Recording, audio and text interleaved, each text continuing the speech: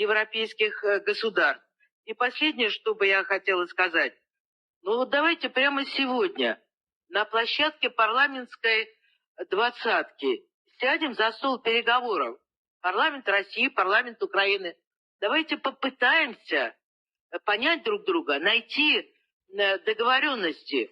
И последнее, что я хочу сказать. Россия предлагала неоднократно переговоры по урегулированию внутриукраинского кризиса. И мы уже достигли практически договоренностей в Стамбуле, готовы были двигаться. Но, к сожалению, Украина тогда, очевидно, находясь под внешним управлением, отказалась от этих договоренностей. Мы снова говорим, мы за переговоры, мы за диалог, мы за мирное политическое решение этого кризиса. Давайте договариваться и давайте садиться за стол переговоров.